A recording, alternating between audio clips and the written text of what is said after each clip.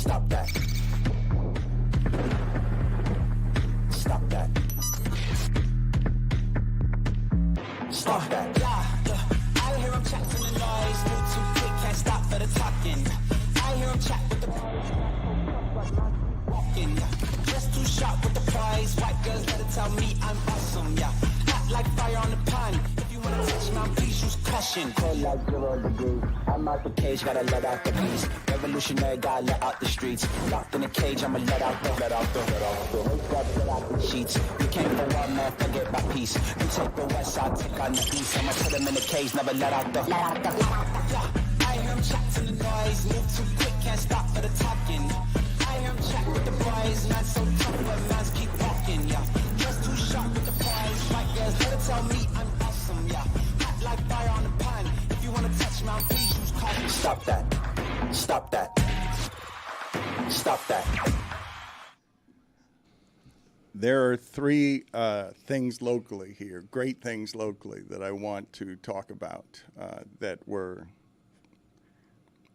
content-rich yesterday. And I also want to talk about everything that happened with Luka, because that's like how great sports and stories can be, and why sports grab us that way. But I have to start with how yesterday's show ended with Stugotz. The show ends, and Stugotz looks at me and says, I think I'm going to miss tomorrow. I'm getting sick. This was after, in the last segment, him loudly rummaging through his bag for lozenges because he's falling apart after, I think, 7 or 8 months off. And 2 days in to his heroic return, he says 2 things. 1, I don't think I'm coming in tomorrow. I don't feel well.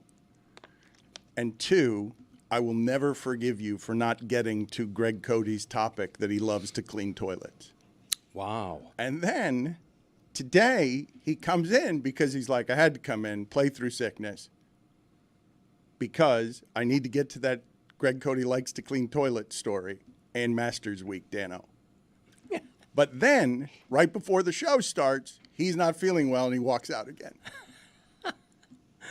So he's not here right now, but he'll be returning shortly. I'm confident of that, right? He would not drive all the way over here and then just drive home sick, correct? He's inefficient, but he's not that inefficient. I don't know. It's kind of weird. I mean, is he just going to be watching the show like Nico did the entire Lakers game last night? See if you just can from find the tunnel. him. See if you can find him in the garage if he's smoking a cigarette while trying to get healthy. Or see if you can find him in the eating area. He's around here somewhere. And there are 3 good local stories to get to. Tony, thank you for looking for him. That search I didn't see him there, Dan. That search was a comprehensive one. Yeah. We have cameras. We got cameras. Detective I is mean, back. it's just more eyes on than anything. I'm just making sure I don't, you know. So Real gumshoe. Before we get to any of it, though, okay, because I really do want to talk about that Luka stories.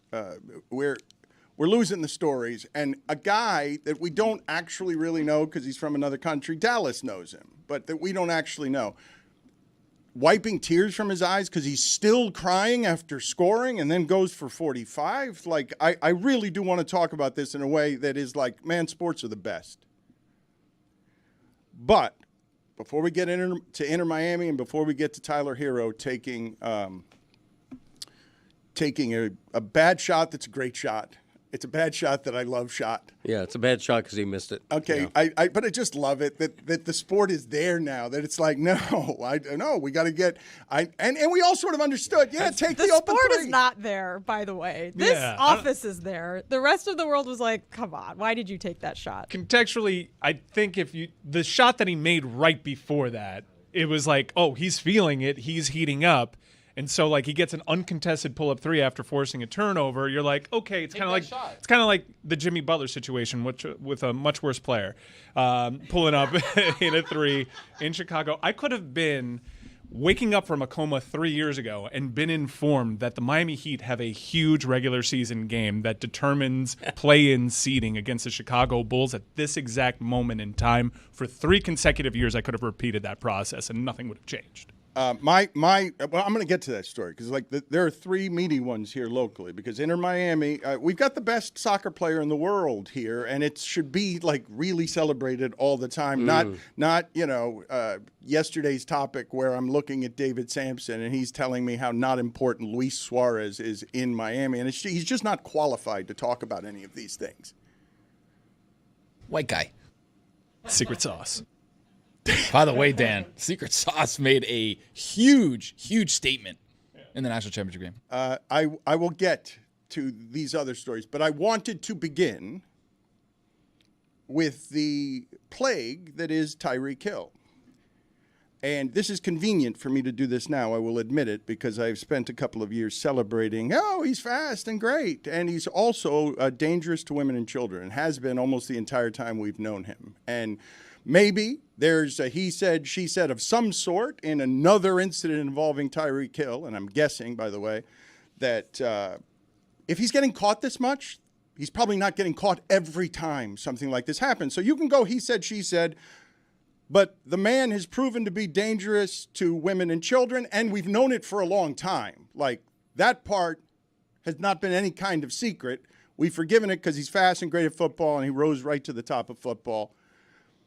And he's a menace who, even if there's another side to what happened this time, what about all the other times that you just can't be trusted to be mature, not reckless, foolish?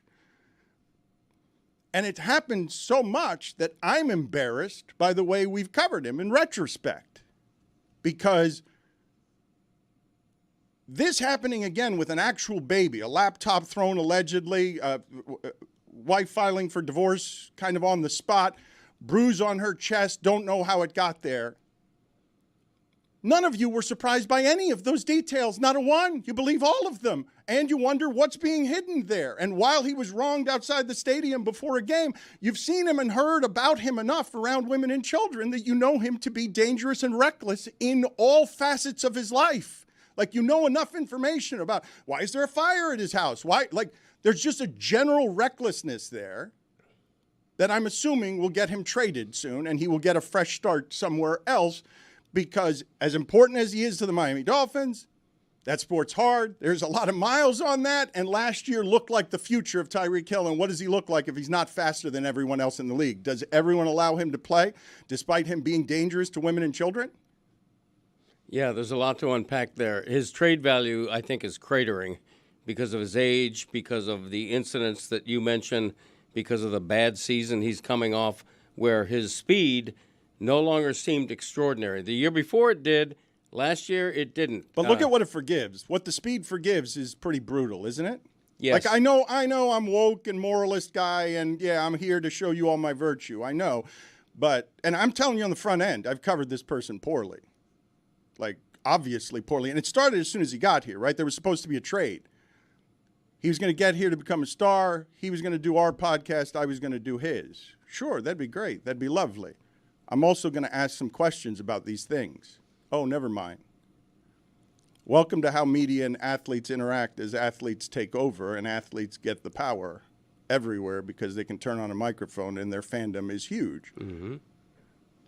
And welcome to the trades all the media will make to buy all of the athletes who have all of those microphones and run off the people who were on television telling you woke and Disney's woke morally. Man, Tyreek Hill, this is a moral one, isn't it?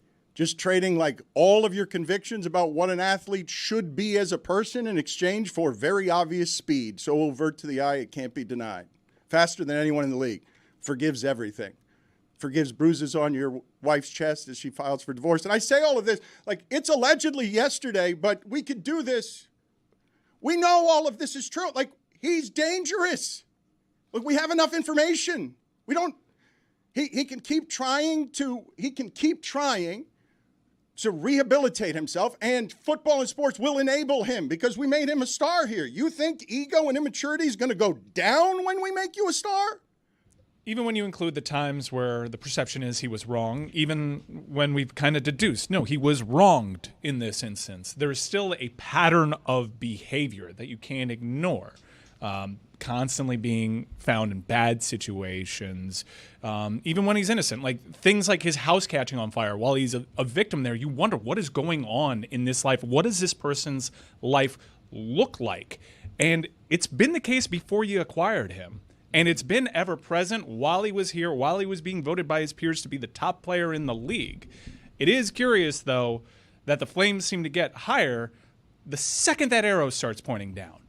And I'm just saying that. Agreed, and I'm guilty of it. As someone that's riding sidecar here on this Dolphin thing. Mike, I'm looking in a mirror here, and I do not like what I see. Like, I have not talked like this about him, and it's easier to do when he's not that good anymore. Like, I feel like an asshole, too. I'm not even sitting here. I'm not hitting you with self-righteous here. Like, you're owning up to it. But what naysayers will say is, like, you're owning up to it now. Awfully convenient when he's dipping. Buddy, but that's what the moral conundrum is. And you sat out the Deshaun Watson Browns, and that's I was amazed that you did it. You made a moral stand, and you made it publicly, and you were right. I didn't do it that way. Well, this is part of the problem, is it not?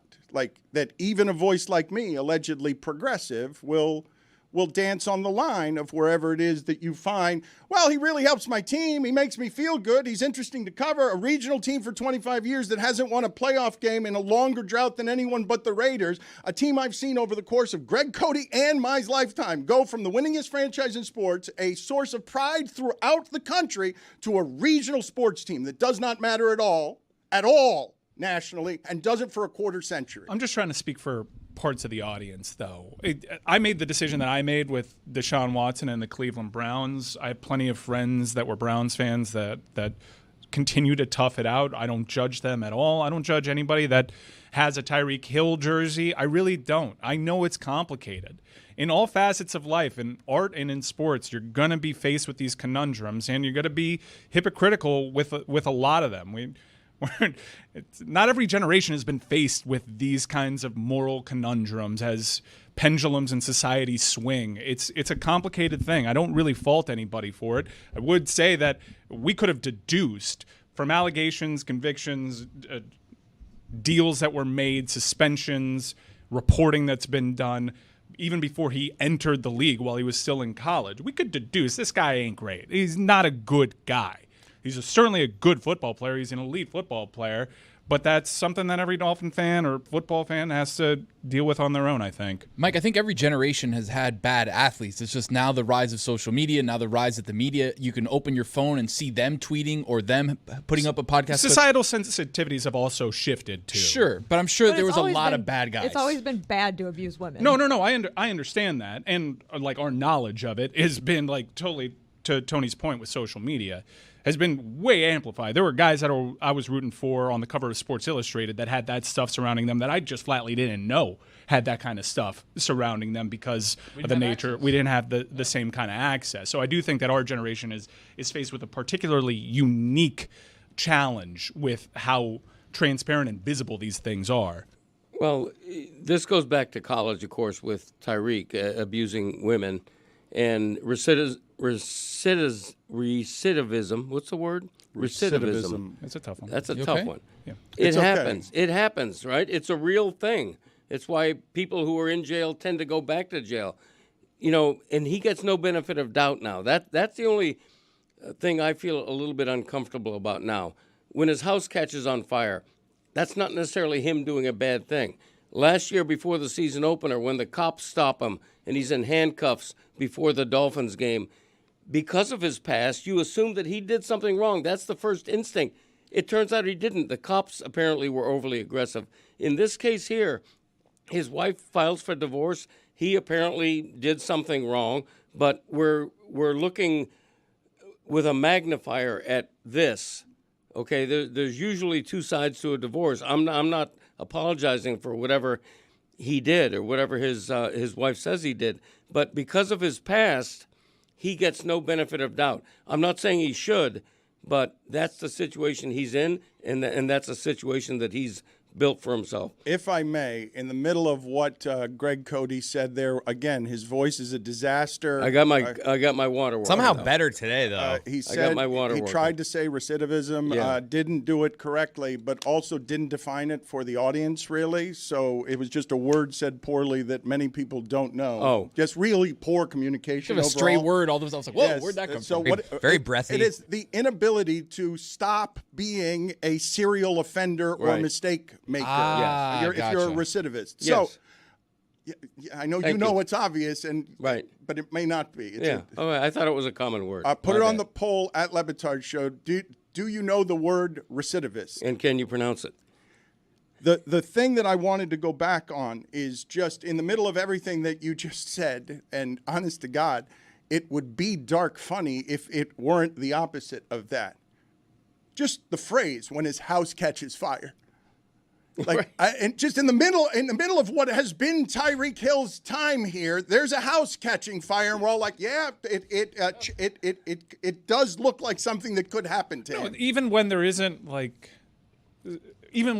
foul play, there's weird things surrounding this guy's life. IG influencer injuring herself while they're doing football drills, and a Breaking her leg, right? Yeah, a house catching on fire and getting pulled over and handcuffed before a game. There's just an undeniably weird, strange pattern of behavior, and that's the stuff that isn't technically breaking the law. Okay, and it's also the stuff that's spilling out into public, right? The house has to catch fire before you know it's on fire on the inside. Like, we all get to see it once it catches fire. But let's just examine for a moment everything in the last 4 years as the Kansas City Chiefs let this person go and lost wildly exciting offense. This person, when he was in Kansas City, said we're going to win 7 championships, and we could see it from there.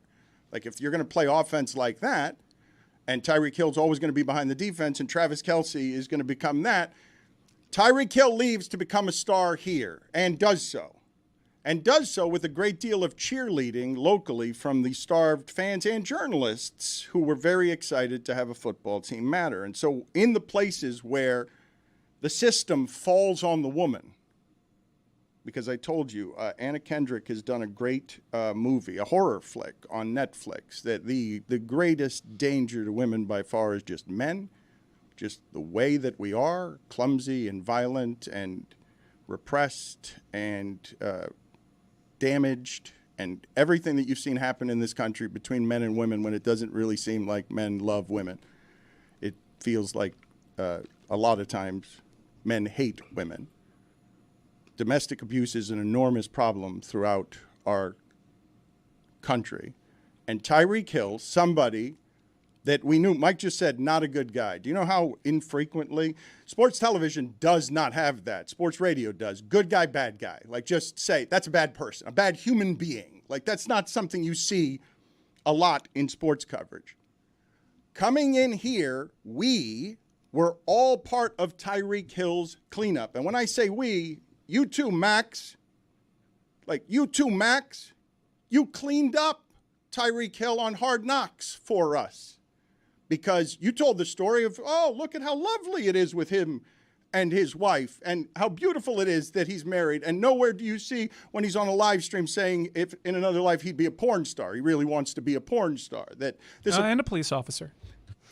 this is a person. This is a person that we have seen all of this play out in public. He has become a star. He's become a star in Miami. He represents the city, and he represents this city this shitty. And he's one of the few guys that have been subject to, I don't even know if Greg wrote the Go Get 'em column for Tyreek Hill, but Greg is a long-time columnist that has covered this team. You know how infrequently the big swing for the major NFL-proven superstar never really connects for the Miami Dolphins. It never fails. And this market rallied around him after that electric first season. Right. And they were convinced of all the NFL films, whitewashing of this is a changed man and all that, because they were really excited to have someone like that. They had never really had someone like that. Outside of Ricky Williams, Tyreek Hill's one of the very few superstars that came over here and somehow got better. Right. I mean, it had been since Dan Marino where the Dolphins actually had a guy who you go, this is the best player in the league at his position. We have what everybody else wants. That was Tyreek Hill after the first season. And at that time, it's almost a feel-good story in the sense that, okay, he had these problems when he was pretty young in college. It's been a few years now. He seems to be clean. We're going to forgive, right? We're going to forgive. He had problems on the Chiefs, too. Look, we laundered him. Come on, man. Come on. Like, Miami did some laundering here. We know what this is. It's fast. We like it. It makes us feel good. We'll snort it. He makes the team fast. Holy shit. The boy genius on the sideline. Look what happens when you got a fast guy who's faster than everyone else. And he gets arrested outside the stadium, and he's knocking over people on a boat, and he's careening wildly through Miami. Forgot about the boat incident. Back of the head slap, yeah. There's so many that we Yeah, forgot. that's true. No, but we laugh. No, look, I don't know how to do this correctly without telling you that I am embarrassed looking back at the last 3 years. Should we get you a mirror? Yes, please. You know what? A rearview mirror, though. I want to look in the mirror and be disgusted by myself. Right. Put a mirror right here, so in front of the camera, so I can just stare at myself in public self-loathing and explain to you just how embarrassed I am by what this show has done. I'd like to hear from Jessica on this because I have felt times talking about this that I am not strong enough, and I have felt that she has been maybe gentle in allowing our show to on Tyreek Hill specifically to let some stuff go that was that it felt from where I was standing like that would land on you as like, oh, these guys don't actually know how to talk about this. I agree. Yeah, I mean, not everyone in Miami was thrilled about that signing. I think a lot of people, especially in the media, like to wash over the numerous problems that he had before he came here and just say like, well, that's in the past now, you know. They never found him guilty of this or that, whatever.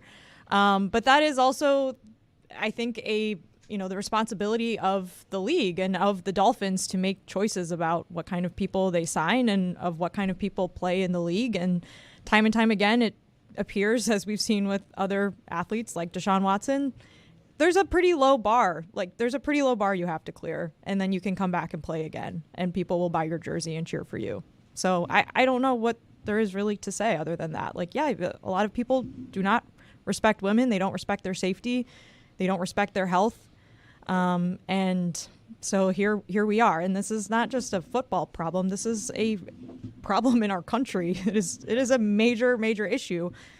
I don't want to get too political, but I mean, you look at all of the things that have happened in this country, especially in the last 2 years. It's not a country that respects women. And there I feel complicit for however progressive you deem me as wokatard.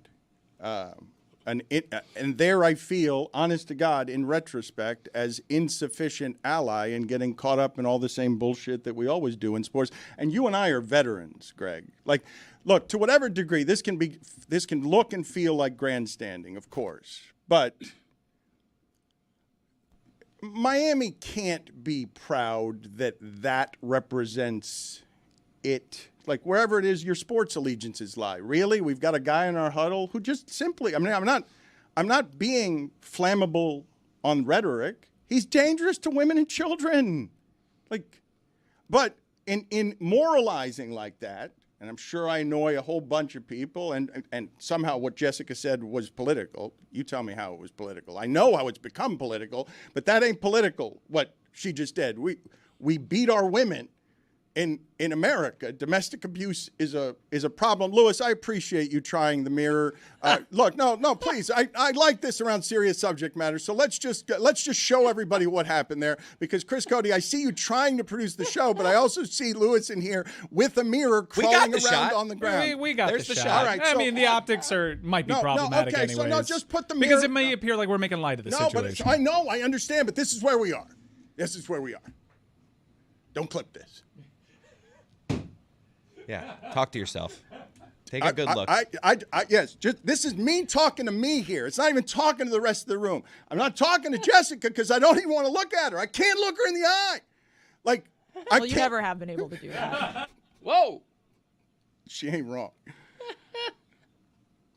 I've got a mirror that's sort of in front of me. So this is close enough. All right, listen here, Le Batard, Wokatard. You bitch. You've spent the last 25 years of your career looking publicly like an advocate for people viewed as lesser, crying for equality and whimpering every time somebody tells you, get off your high horse. You're self-righteous. You're out here virtue signaling for profit. Yeah. Don't look at me. Look in the mirror. Virtue signaling for profit. Thank you. You coached me here. Yeah. This is the way Okay. to do it. Yeah, I'm I like do the it right finger here. point. You know Yeah, what? I I like do a lot that. of time blaming you guys for things while not being able to look Jessica in the eye. But I'm going to look right at me here. I have failed Miami as a journalist and gatekeeper like Greg Cody.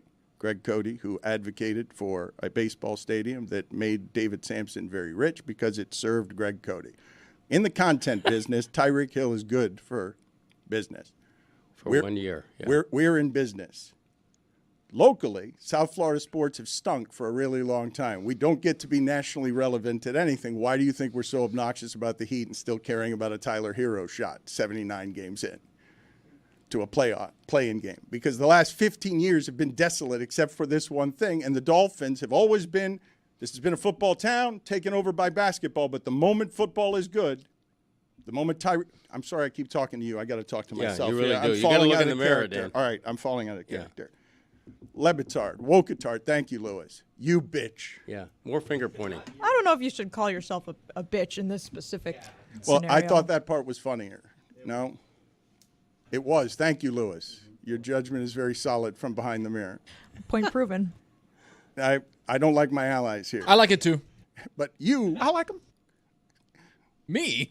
no, I'm pointing at the mirror Oh, here. okay. Say, what did I do? I'm pointing at the mirror here. When I said Cook. I said allies, and it made me laugh, and I was looking for the ally joke. But Jess has me shook because now I don't know whether I can say bitch or not. You should just call yourself a pussy instead. Finally.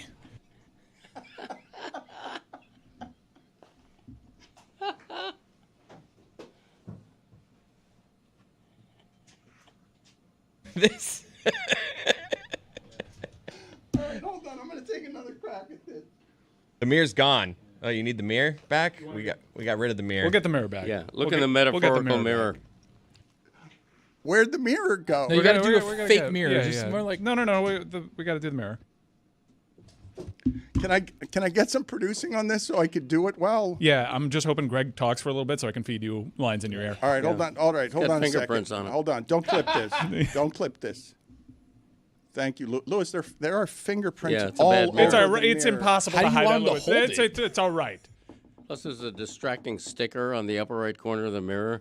Kind of an operation you guys run around here. Lewis, just be the prop. What are you laughing about? Look, I can filibuster on this for a second if you want to give Mike a chance to give you lines. When the Dolphins traded for Tyreek Hill, I wrote a column, probably predictable, as you all might say, approving of the trade, cheering the trade, while also noting in the column that No this way. guy's got a little bit of baggage. I can't believe you would do that. Okay, he's got baggage, and we all knew it. And, you know, America is all about second chances and forgiveness. We love to think of ourselves as a country, as a people who give second chances. As a small example, in the Masters tournament beginning this week at Augusta, there's a player in the field, a former champion, who just got out of jail. He spent 2 years in prison for abusing women. Okay? That makes him a bad guy to a lot of people. And in reality, this guy did time. But does he deserve a second chance? Does he deserve to be in the Masters field? And there's controversy about that right now in golf. It's the same thing with Tyreek Hill. He's a troubled person. Okay, I don't know if that makes him a bad person. You know, a year ago, everybody loved Tyreek Hill. Okay, we were overlooking a lot of stuff. And now, in the context of him coming off a bad season that suddenly makes him seem like an old retread player, this is magnified what just happened. Okay, he's going through a divorce. I feel bad for him. I feel bad for anybody going through a divorce. But this is the bed he made. This is Well, speaking of the I'm bed, not apologizing. All right, speaking of the bed he made, and thank you for the filibuster. I don't know how many kids he has by how many women, but it is fair to anyone who's saying that I am now choosing the perfect time to drag someone at minimum value. I understand your criticism. Let me get to my public apology for my part in this. Wokatard, you pussy.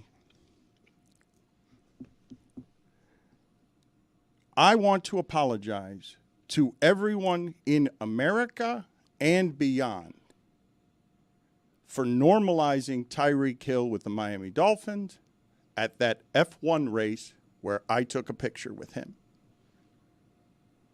I wish to also apologize to my wife for the clothes I wore that day.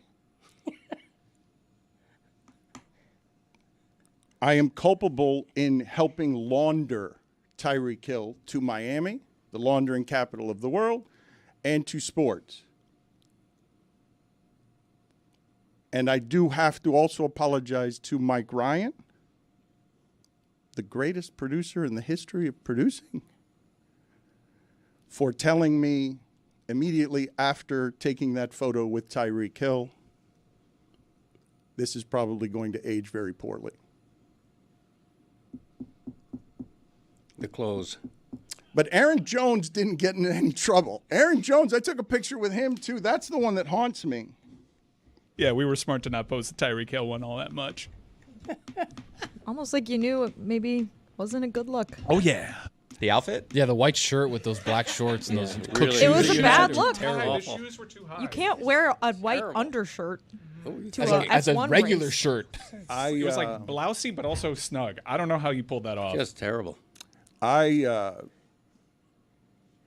don't know that I've ever been more embarrassed by that. I'm not even kidding you. Like, I'm thinking back to what that outfit was, and it's just because it was oppressively hot, and I needed to wear basketball shorts and something that wasn't hot because F1. You didn't need to wear basketball shorts. Shorts. Were you would've playing worked. basketball? But I had never thought for a moment, like, I don't know how it escaped my attention that this was a fashion pop culture event that you cannot dress that way for. Like, I don't know why it is I was wearing clothes that I would have gone and played pickup basketball in. He thought Formula One was Talladega. I don't know how it escaped my attention that Formula One was not Homestead. Because I'd be fine dressed that way for Homestead. Well, you couldn't get on pit row. They require long pants and hard shoes. The F they do. At Homestead? Don't no they? way. No. NASCAR does. You can't get on pit row in short pants. Look it up. There he You're is. not going to look at me, Louie, but Short pants? I was on pit road a couple of weeks ago. All right. That was not going on. All right, I wasn't, but hold on a second. Okay, so and now I'm looking at this picture and I'm realizing, oh my God, like I was feeling so fat, and so that was also my blousey. That was my blousey gear. Yeah, but at least you're not the dude picking your wedgie. That guy. Who is that? Is that Ryan Tannehill? Yeah, wait, that is the dude from SNL.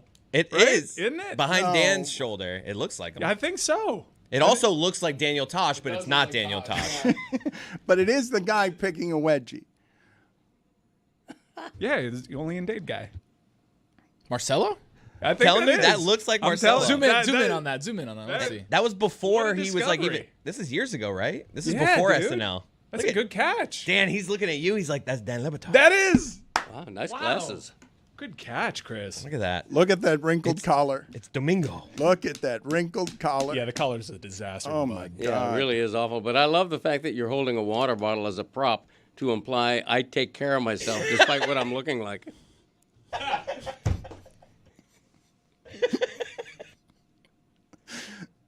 Daniel Tosh looked like for sure picking a wedgie. This is like the inception of mirrors. Like I'm This is a looking. crazy photo. No, that's Tosh. That's Tosh. Hold on. Oh, Not. wow. That was one of we knew that guy. A young Ryan Tannehill. Yeah, that was a contact at Red Bull. But it's not Tosh.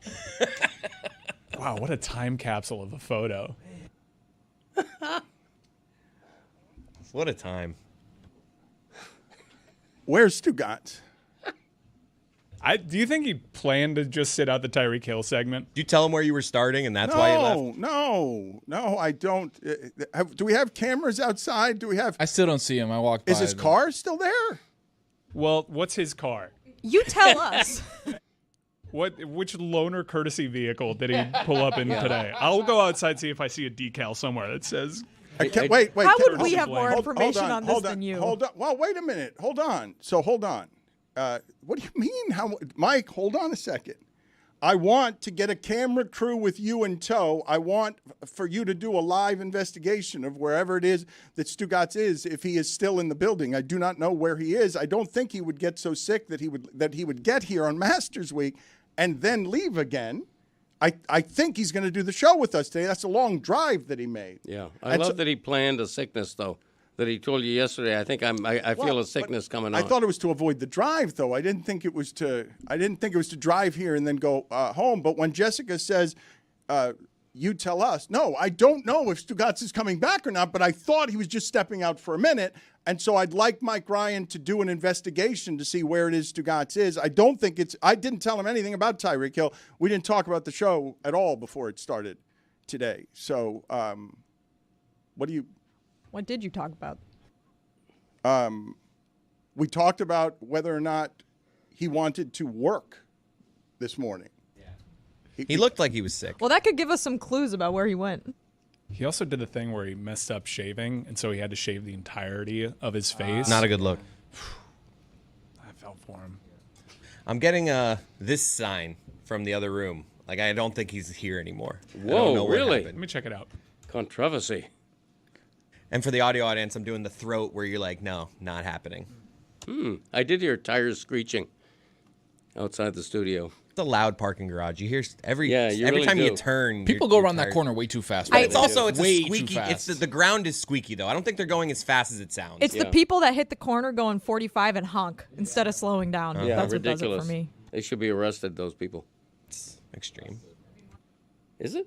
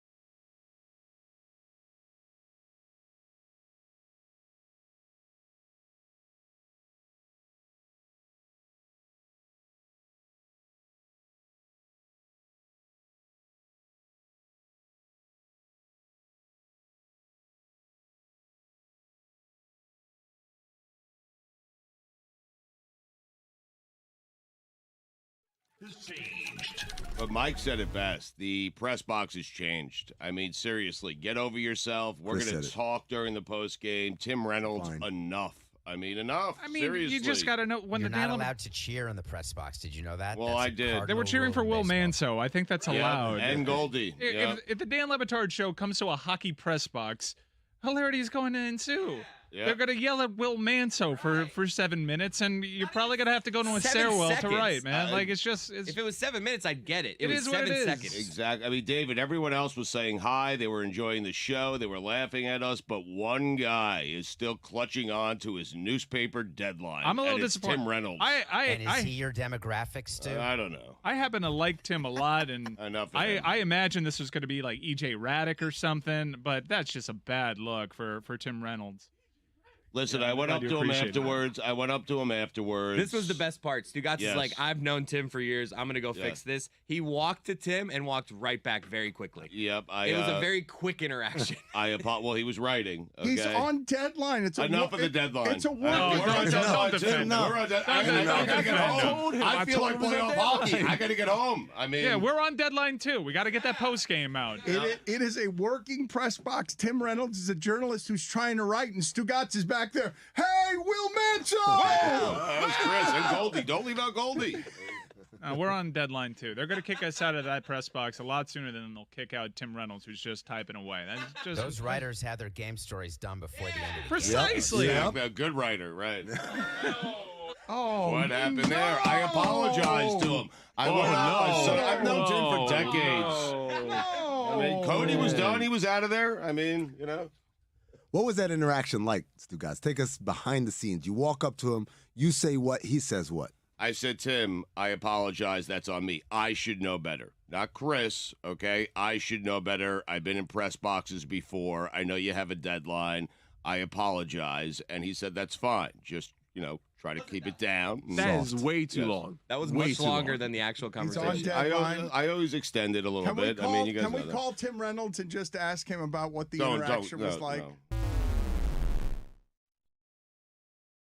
Greg Cody's back in my day. Seeds. Seeds. Seeds. Had a slice of watermelon lately? Popped a few grapes in your maw? Then you probably notice seeds are disappearing from fruit. And you probably see this as a good thing just because it makes life a little easier. We love us some convenience.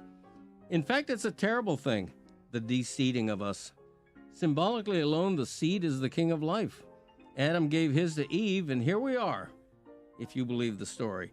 If they take the seed out of humans the way we have watermelons, we're all dead ducks.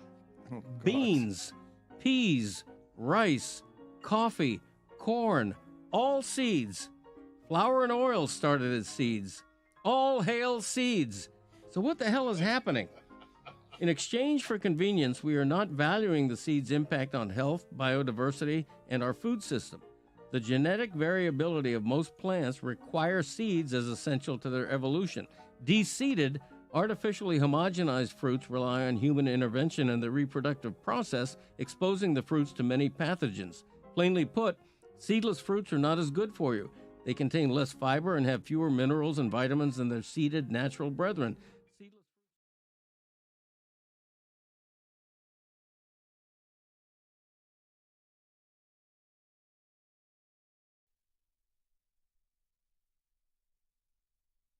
This episode of the Dan Le Batard Show with Stugotz is presented by DraftKings. DraftKings, the crown is yours. I'm realizing in sinking into the sewage that is looking at that photo and being terribly embarrassed, I am now remembering that Mike Ryan was taking me to that big popular race so that I could move and shake with hugely important people. That's how I dressed, to be like hobnobbing in the most exclusive of areas with the celebrities, because Mike Ryan wanted to show everybody how Dan Le Batard would look post ESPN. And that's how he looked, ladies and gentlemen. We showed him. Yeah, I think Mike needs to take a little ownership of his admiring finger pointed at Tyreek Hill. Like, look at this guy. That's not Tyreek Hill. Okay, this is, oh my God. All right, no, don't say it's your eyesight. I don't have my glasses on. Don't say it's your eyesight. I don't have my glasses on. Okay, get out of here. There was no photo of Mike Ryan with Tyreek Hill. Okay. Just out. My bad. Out. Jesus. No, don't make it your glasses. No, it is my glasses. Don't make it your glasses. You weren't listening either earlier in the show. What? We said, get out. What was said? That Tyreek Hill photo wasn't put out publicly. You need to get out. Oh, wow. I think it should be. I'll track it down and put it out. You should break it. Mike, you should leak it to him. I'm trying to see if it was ever on my phone. Random evidence of a cluttered blog item. Is that thing still around? No. Oh, what a run. When did that die? I think it died like 8 years ago, probably. Yeah, no. Right? I think when he's Pandemic casualty around movie? the podcast time, he went from now he does podcast. Chris, you are so disrespectful to knowledge about your father's career. Nah, I know of it. I've seen of it. You thought it was still here. But I'm not out here. I look, okay. I have found more photos of very clearly the SNL guy, though. That was cool because he was like looking at look at these guys. Wait a minute. And now he would be the biggest star there. Well, but can you guys please, what you're doing is really offensive. You say the SNL guy. Not only is he good, he's the one who did Immigrant Dad with Chappelle. He's representing Miami in young comedy. And he has a name, but I don't know it, and we're being really disrespectful by not knowing it. This is a person in Miami who should matter to people as a funny person bringing Hispanic humor to SNL. And back then, he was just a young man looking up to his hero who was dressed that way. He's wearing a Lebo hat in this photo too. He was a big fan. We should have him on, Dan. Is that Daniel Tosh? Has to be. It's not. Wait, there's a comedian from Miami that we haven't had on the show that's on SNL that went to the same high school as Billy? That likes Dan? Yeah. And he used to respect me, and I dressed that way. And there's photographic proof forever because the internet is forever. I'm trying to get the video team to put up side by side what I wore that day and what you wore that day because, Dan, it's difficult to dress stylishly when it's 106 degrees with the heat index. I feel you. But there's a way to do it. And unfortunately, you failed. Yeah, I didn't know how to do it, and I am embarrassed by that. It's ELO, Dan. That's what you were looking for. That's what you needed to wear. Top to bottom, ELO, just everywhere. That looks good. Yeah, thank you. And it looks also like you wouldn't I was on ABC in that outfit. That also looks like it wouldn't be 100,000 degrees sweating through fabric. Yes. I'll teach you some pointers. Well, my wife has. F1's back in Miami in 3 weeks. I'm embarrassed. Well, we've been invited to be out there, Jess. I asked about this. Do we know if Kristen has done anything? It seems like a very loud place to try to do this show. It seems like that would not be a great listening experience. Not pun intended. I think the wheels are in motion for F1 Miami this year, Dan. For us to do some stuff with them? Yes. And now that I think about it, you started changing your personal style not too far after this photo was on the internet. Are those two things connected? Well, no, what is connected to this, and I can't help but see it in all the photos, in all of the stress in my face and the fat, and this is when my brother was dying, right? So, I'm wearing it, and so I'm trying to wear a disguise. It's Lebo's fault. Well, and that's the Chris worst. was trying to blame Valerie back here. And your shirt has a collar on it. And that, you're just learning that. And the hat that I had on is the worst of my brother's hats, so I'm also embarrassed by that. But you did a hat swap there because you were getting along so well with Marcelo. Like a jersey swap, but a hat swap. Yeah, it's like that meme in Vegas. These guys partied so hard they switched button downs. I love that meme. Still showing the water to show how healthy you are, like my dad pointed out before. I'm still committed to the rock fingers too. I'm just going to do the rock horns all day, all right? There's also tequila in that bottle. Do you know? Let's be honest. Mike, I don't know anything about style, but and I'm sure that your style was a good one. I came over from officiating intramurals earlier. Beetlejuice. Actually, that's a great point, Mike. We've retired that shirt since, right? It might get back in the rotation. I've lost weight. Were you wearing a blousey shirt too? No, that wasn't blousey at the time. Because that was my blousiest. Fill that sucker out. Look, I know Chris and his dad wore some of those shirts on that cruise. That was dinner. Whenever mom wants one night out, we're going to the damn cruise ship restaurant and you boys are going to dress up. I am certain that Chris Cody brought out one of the rumpled blousey shirts that fat man everywhere can identify with. Where'd my dad go? I just realized that. He got kicked out. It's the penalty box. Does he not know how this works? He's just chilling watching the show. Does he not know that the penalty box, 2 minutes for lying, how does he not know how the show works? How? What does he do? Please explain to me. Producer, son, explain to me what happened with your father that he doesn't know a 2-minute penalty for lying and for making the mistake that two black men looked alike. When I wasn't wearing my glasses, which I now have on. By the way, my favorite part of the segment that I missed was you uttering the phrase, the worst of my brother's hats, What's wrong with that hat? Why is it the worst of your brother's hats? It's ill-fitting. It is a material that I don't like. Like Did you hit the hookah like during the break? What happened to your Luka voice? Doncic? I mean, I'm out of water here. I can't get a water in this place. There's no bottled water. You got to drink it out of a tap. Greg, That's because your generation We're just saving bottles, baby. pillaged the earth of all of its natural resources. We're trying to save it one saved plastic bottle at a time. I'm Greg. in favor of that. Soon have less fluoride.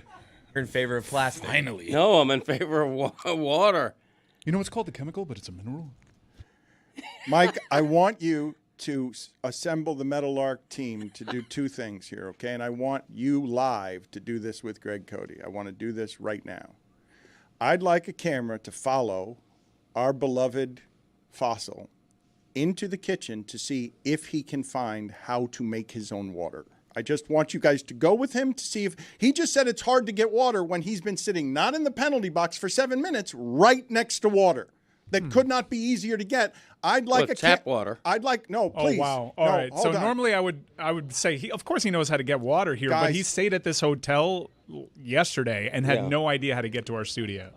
Greg, let's do this. There's no buttons on the elevator. All right. I don't need to have a live cam. We have enough cameras in place. So like, Greg, go bring back water. But I want to do this as a test real quick because yes, Jess is right because your generation pillaged the earth, and we're trying not to have plastic all over the place. Right. And you say it's impossible to get a water in this place when I don't think there's anything more abundant in there than water. Hey, be careful. You're in the same generation. Okay, but I know how to get water. Yeah, that's true. That is true. I know how to get tap water. Good job, Dan. Go. Let's follow him. Let's follow Greg Cody, even though this is visual. But I also, before you do this, I want an explanation. Yeah. You get penalized for 2 minutes. Right. There's a penalty box that is a visual accompaniment and aid to you sitting in the penalty box. They put jokes behind you. That is where content is made. Do you not know these things? Why did you go to another then just sit there? No real reason. Why are you not wearing your headphones right now when we've been you were about to send me out to get water, and then you go on a tangent. You're going down a side street here. Chris, why? God, the voice. Chris, well, he's the one agitating me. Chris, why is your father... You can stop it there. I don't know. I will move on with the show in a moment. That Luka Doncic story is a cool one. Great story. I just want to understand. Someone who's trying to help us do the show, I send him to the penalty box. He wanders out and then sits on a couch for 10 minutes and watches our show. Yeah. Watches us work. Yeah. When he's Good segment. No, I enjoyed it. Was Stugotz out there? Where is Stugotz? I did not see him. That's a mystery to be solved. TBS. Mike, Go get water. Mike, can we get an update? Go get water, Yeah. and let me get to this Lucas story. Thank you. I'm sorry to our audience that this has been this discombobulated. I really don't know where Stugotz went, and I'm confused. Let's reset. Call yourself a by pussy my again. co-host. Stouffer stovetop.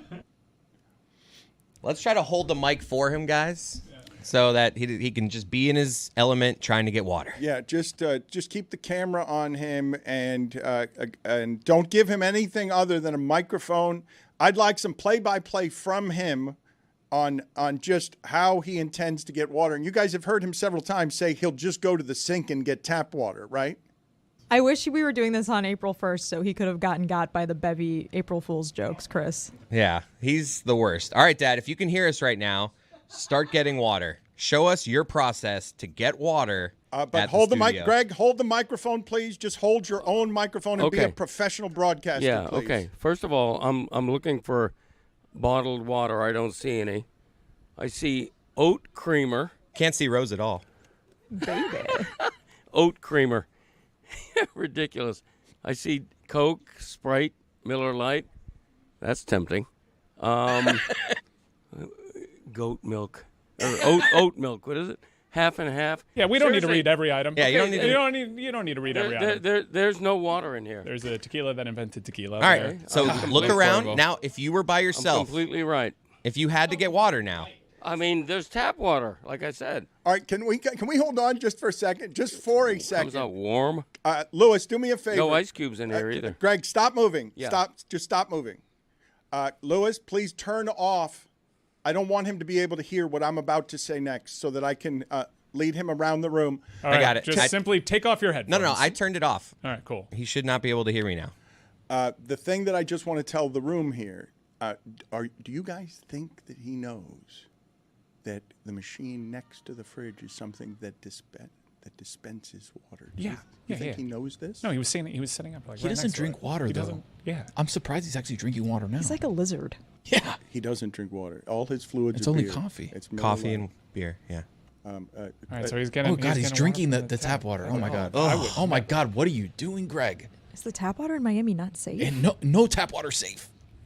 Can I turn it back on so he can hear us? 8 to 2 pipe. Yes, bipartisan vote, though. but hold His on. generation already has lead poisoning. Also, to be fair, so. Hold on, he's back in the fridge. We That's asked him where to he not always be in goes. Still there. no water. He can't not go to the We fridge. need him to be. We need him to get out of the fridge because he doesn't know. He's in a dangerous space and he doesn't. He's right know. there. He's right there. Hold on. Oh. Hold on. Okay. He's like, what All is right, turn this his contraption? ears on. Turn his earphones All right, on. he can hear us again. Okay. All right, Greg, what do you got? Give us a play-by-play. Well, this thing here, it's got flavored sodas or something: cucumber, watermelon, strawberry, lemongrass, but no water. Okay, well, What's your favorite flavor there? No water. So you think that's a soda dispenser? Yeah. All right. Well, I don't see. do you anything know that how to says work water. the soda dispenser? Take it for a walk. No. Do I just press a button, right?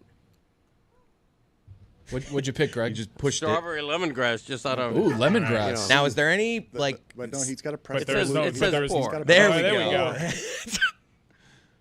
He pushed it once. He didn't hold it holding down. your Tap He it. just tapped it. Yeah, hold it. Yeah, it's touch. I think it's touch The sensitive. little guideline says hold to dispense, but again, no water. Okay. It What do you is mean? water. That's water. We'll It's see. lemongrass. Well, yep. Strawberry Taste it. lemongrass. You should try the Taste it. pineapple If you butter. turn off the lemongrass, what do you think you get? Wait. This is such a great thing. Greg, would you do me the favor, please, of just reading all those flavors of not water, even though it's the most delicious water the earth has ever known? Just read all of the Yeah. flavors, please, one by one. Okay, strawberry sunshine, black cherry, coconut, cucumber, key lime, lemon, strawberry lemongrass, and watermelon. Key lime water. There's not more than that. That's all of them. Look at the top though. Like I mean, it says sparkling, light sparkling, cold, ambient, hot. Who would drink hot water? people that want to make tea, for example. Well, Or oatmeal. oat milk is more like it. It's really not. Do you realize that I'm not kidding you? Do you understand? I need everyone to understand what was just witnessed, okay? We sent What's Dan doing back there? Hey, mission accomplished though. He got some water. He didn't know it was water. And he doesn't I don't think he knows exactly how to get just normal cold water from that thing. That's Nothing here says the word water. Nothing on this screen says the word Did water. you just try to talk into your cup?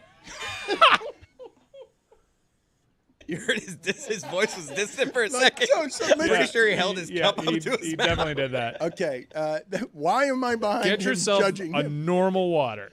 You guys are amazing. In television, Metalark has managed to clone me, and now I am walking back behind Greg Cody, watching him over there, and I'm watching him from over here. And I think the funniest part of all of that, beyond us fearing that he would say the wrong sponsor's name while looking into a fridge, you have to understand that what I just sent in there, dangerous and reckless, was a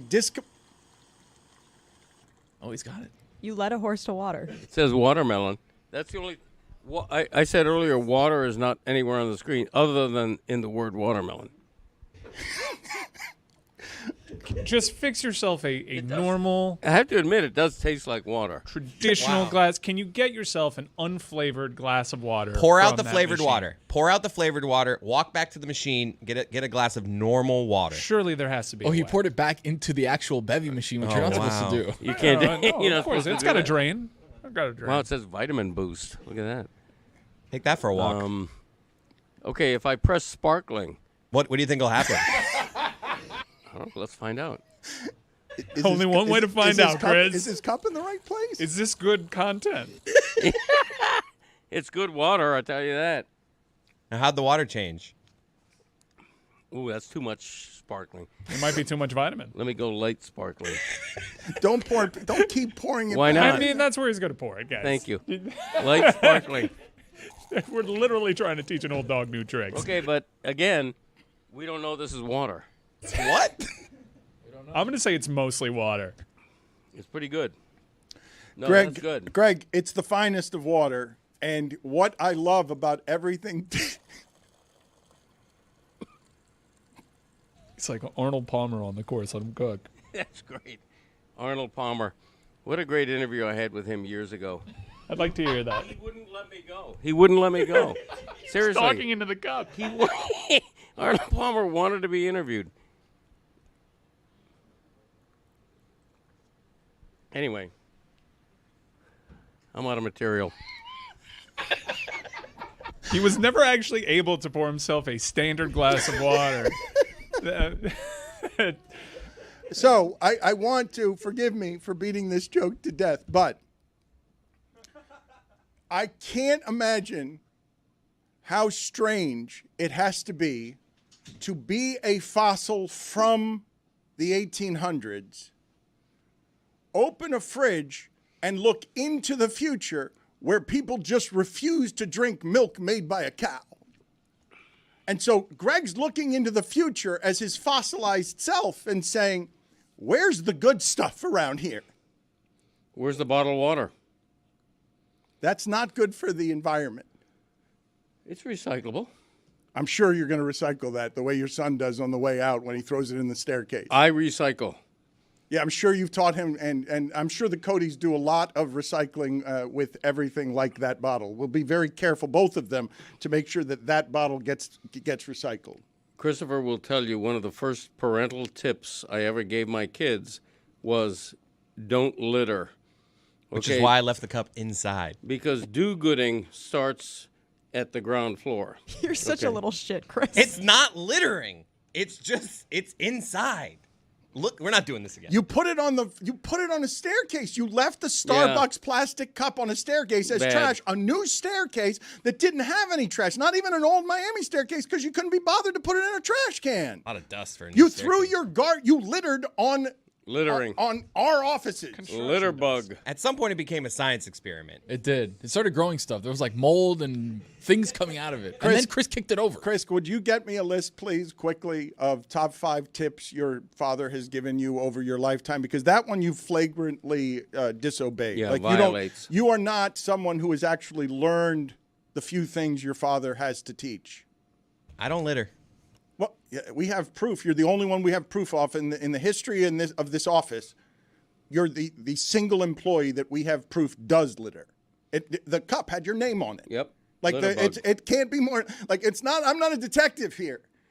This was you. You did not do the crime in a way that was anonymous. Like we knew it was you. We spotted you. You came back from a vacation. We all called you on it. You've been proven guilty here. There's no room to maneuver.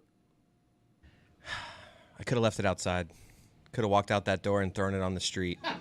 Or there's a public garbage can outside. There is no garbage can. There's a garbage can in our office. Yeah, but not in that stairwell. That's the other thing. He took 7 steps from the garbage can. Like that's the other thing about it. He literally had to pass the garbage can on his way to the stairwell. That's correct. He had a little more ice in the cup. That door's locked. Like if I walk back up, I got to knock on it to get back in. Like I'm just like, I'll leave this here. I'll get it in a day or two. In fairness, there should be a garbage can in every stairwell. There we go. There really should. You're walking to a public garage in Bayside. Surely there's a garbage can. Like surely. Minor penalty, 2 minutes for lying. Chris Cody out of here. I'm just gonna go sit out here like my dad. I'll get it. I'll get it in a day or two. I'm gonna put it down here, but I'm gonna remember in a day or two. You can't remember a video I need that I told you about 4 minutes ago. See if you can find Stu. Luka Doncic in that story last night, a superstar making a basket with tears in his eyes. Regular season game, regular season doesn't matter. Regular season is stupid. Who cares? What I saw last night, the power of sports, the power of the story, is 2 human beings who probably care a great deal about being great at basketball, Anthony Davis and Luka Doncic. Both of them enjoying in the middle of like all our humanity the story that shocked us all so much. Hey, let's check out that regular season game. I want to see what Luka has to do in his return to Dallas. Will Dallas behave? Will we chant at Nico? Oh, this is a fun story. Remember where you were when everyone was shocked because what? Luka's been traded? Now, the humanity of this, making Dallas fans miss what they had because he has his best game as a Laker. Like the coolest game as a Laker. The game, Luka will not play many games the remainder of his career that feel the way that one do. Maybe not ever will he play a game that feels the way that one does. Because a couple months ago, we were all shocked. Now imagine how that shock lands on the two principals, Anthony Davis and Luka Doncic.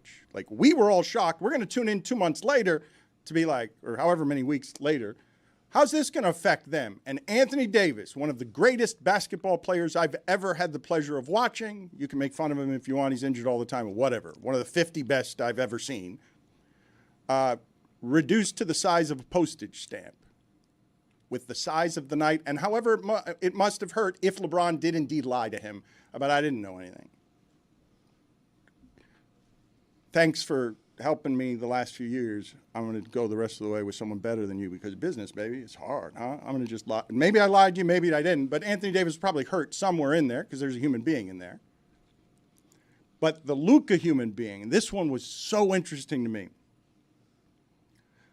I'm not going to say this league is plagued by foreigners being greater at basketball than Americans are, but when people are coming over from other countries and trying to sell their personality to us in their second language, some of them, like Giannis, can do it and fight through it. Jokic doesn't seem to care too much about it. This guy, we don't actually know in any meaningful way except like, holy shit, that's great at basketball. Now, Dallas knows him. Dallas feels like it knows him because they have more of those little interviews and the little personality, and they know the reporting and they care. But the world knows Luka Doncic, but doesn't really know him. Dallas knows him, and Dallas has a relationship with him, and that relationship was shocked. Shocked in a way that people will not forget. Mark Cuban, brave and bold. I never would have done that, backing away from it, because Mark Cuban knows, oh, that's the power of sports. That's the power of connection. Oh, look, a regular season game. A guy does care because the fans have moved him with a video after, the Heat made that video real quick for Jimmy Butler. It was going to be longer than that, and then it was like, no, make it shorter than that. Let's cut that out. Let's get it out real quick. Dallas moved Luka last night, and he makes a basket wiping tears from his eyes. Are you shitting me? You're going to tell me these guys don't care? He's too fat. He's lazy. He got that good, fat and lazy. That was a moment. You're right. I didn't see it live. I've seen it on replay 2 or 3 times. And that is the power of sports. And the Dallas fans should be proud of themselves for the reaction they gave to him, which moved him to tears. Okay, but it's not just the power of sports. Forgive me for a second. It's the power of stories, and it's hard to tell them in your second language. Right. Like what's happening in that league with the greatness, as people say, I don't like Jokic's style. What are you talking about? What are you talking about? It's the most unstoppable thing that you've ever seen offensively, unless it's Luka. And these guys are distorting the sport. But at this moment, you've seen this guy play a ton of basketball. You know he cares. You've seen him emotional. You've seen him celebrate himself. You haven't seen him move to tears in a way that's just totally human. Totally human. In that sport where nobody's moved to tears, you got to be tougher than everybody else. You have to be you have to be physically stronger. Easy, it's basketball. Stop. You're tougher than everybody else. Mr. NASCAR over here. Come on. Mr. Every other sport. Yeah. Watch some hoops, buddy. How about you watch some hoops? You know what they do? Last night was special. Last night was a where were you moment. I did watch Where it. were you? I watched it I was on my couch. Inter Miami had the main screen. Luka and his return had top left. Macklin Celebrini versus the Thrill Kaprizov had the other screen on mute. By the way, Macklin had a hat trick. He's going to be a top 5 player. Last night was a where were you game? It was a where were you? No, it was a moment in time. Where were you? I was at home watching the game. I made sure that the audio was on for the tribute and the start of it to hear Fire Nico and all the Luka chants. It's one of the few that sport has as we've covered for years now, has a regular season problem. It's not often where there's a regular season game that feels like you actually have to watch. They pulled that off. It took the dumbest trade in the history of the sport to do that, to draw my eyes to it. But yeah, I was there. I was locked in for it, and then it got put on mute because, there was another pretty great athlete in a sport that you might actually have to be tougher in physically. In soccer, that's right. Soccer, you have to be tougher. All right, this is a basketball segment. Hold on. So, if I put you all the players in the NBA and I give you a choice, what player would give that emotion, right? With a trade, with leaving, with coming back. Dallas and Luka had a special relationship where the only thing we've really seen to that degree is when Klay came back to Golden State, where they had a very big celebration for him. There were the Captain Klay hats. Like, it was a very happy thing. No, what other player draws that kind of emotion? I remember when Dwight came back to Orlando for the first time. When LeBron that wasn't a where were you moment.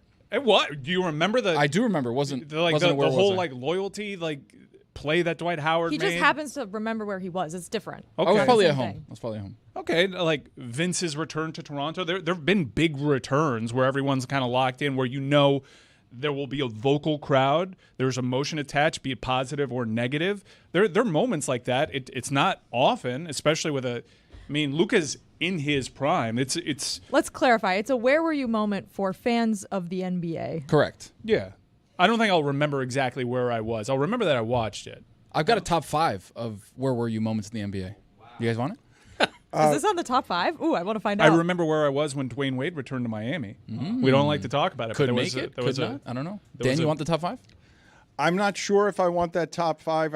I need to think about this for a second, because if we're going to rank that in terms of moments, I will say that Luka is going to have a career with an unfathomable a number of moments, and he will never forget that one. Like, that will be very high. Making a basket with tears in your eyes, showing America more of yourself than you've ever shown in a game we were all watching is the power of stories. It's not just the power of sports. Like, this sport has been great at trafficking in the stories, as we don't care about regular season basketball, introducing us to stars who have revealed themselves to us more than the guys in football.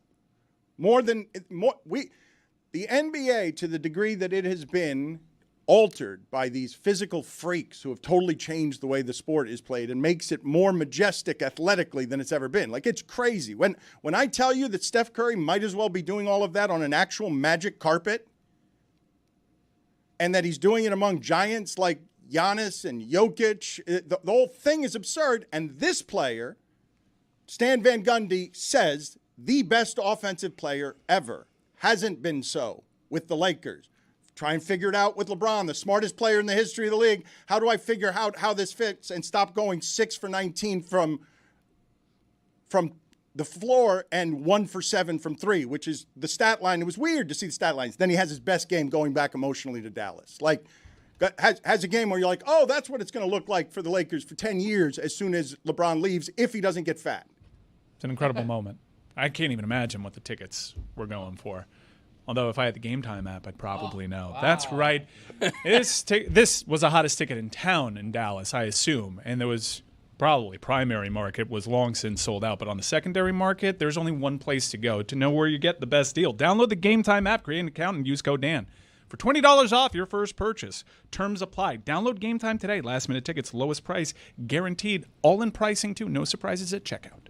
You know what I loved about that last night was that it changed everyone's perception about Luka. It humanized him.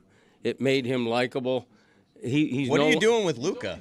No. When was he not likable? I'm with He's Greg. always been likable, though. I've always liked him, but there aren't many connection points. Right. And that was that was Luka connecting to an audience in a profound way that we hadn't quite experienced if you just followed the sport. Yep. But I feel like we got that, like his interview with the Lakers the week after he was traded. I where agree he was with just Chris. Like, yeah, I think was sad. I think like the entire trade week was pretty heartbreaking, and we saw this level of emotion from him then. So to see him come back, I think it adds weight because we already know how meaningful the city was to him and how he was really just taken aback and stunned by the trade. So when he came back, they played the video for him. He was emotional, and then he ended up having a fantastic game. He played great. The Lakers won, and I think it just sort of like, at least in this season, solidified what an insane move this was for Dallas to make.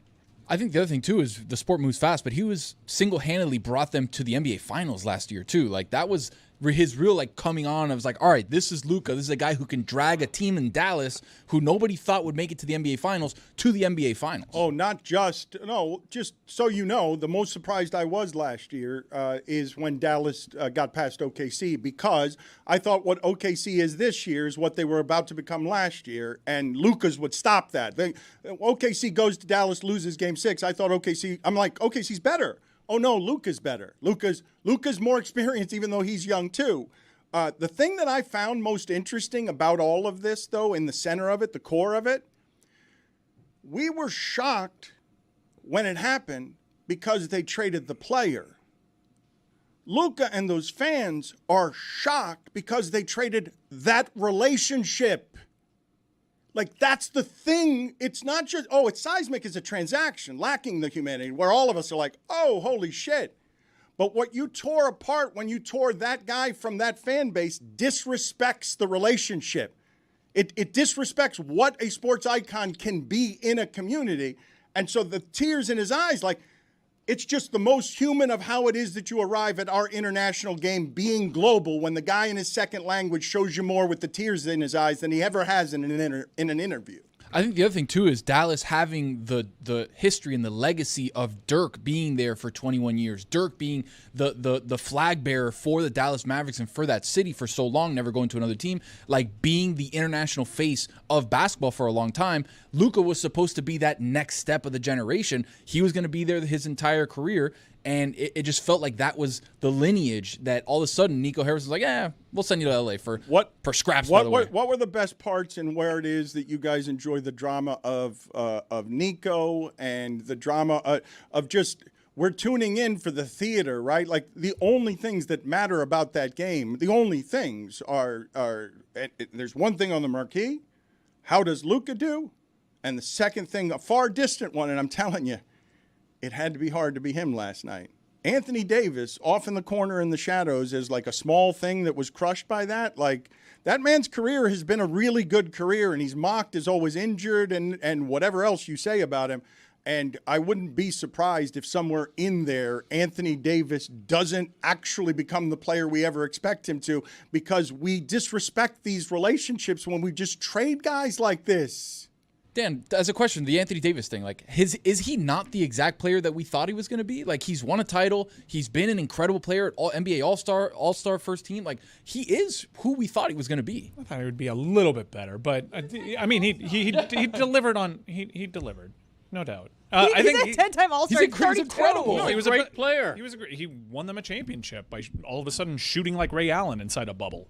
I mean, no, he had a great moment that'll be remembered uniquely because of the bubble. But no, he's a great player.